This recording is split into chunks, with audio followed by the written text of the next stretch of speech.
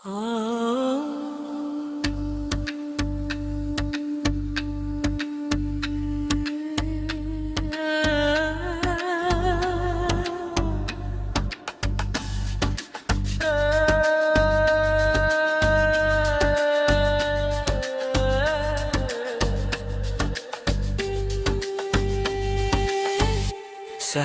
durub baxıram sənin yatır halına, saçın dağınıq, gülüşün yazır adım yanına.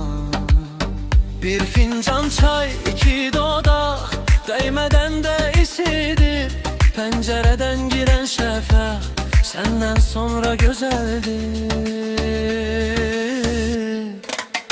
Bir ömür bəs etməz sənə yatımın xanımı, sen güləndə değişir dünyanın axımı. Yanımda qal, darıxmasın bu evin divarı, sensiz dar gəlir mənə şəhərin yolları. Bir ömür bəs etməz sənə yatımın xanımı, sen güləndə değişir dünyanın axımı. Yanımda qal, darıxmasın bu evin divarı, sensiz dar gəlir mənə şəhərin yolları.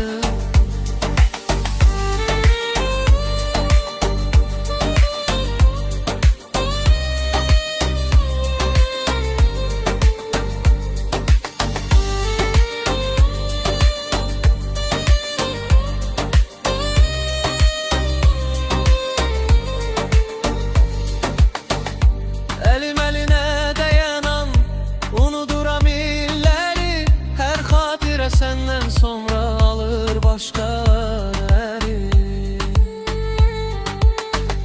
Giderem diye deme, diline yaz günleri, sen yanımda olmadıkça payız olur dünenim. Bir ömür bəs etmez sənə yatımın xanımı, sen güləndə değişir dünyanın axımı.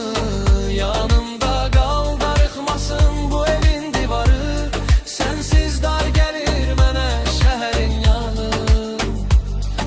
Sen gel o günlərə, koymadın tek qalım.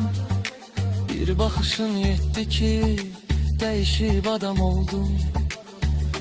Bu ürək senin üçün atır hər addımda, adını yazıb saxlamışam hər dua altında. Bir ömür bəs etməz sənə yatımın xanımı, sen güləndə değişir dünyanın axımı. Yanımda qal, darıxmasın bu evin divarı, sensiz dar gəlir mənə şəhərinləri. Bir ömür bəs etməz sənə yatımın xanımı, sen güləndə değişir dünyanın axımı. Yanımda qal, darıxmasın bu evin divarı, sensiz dar gəlir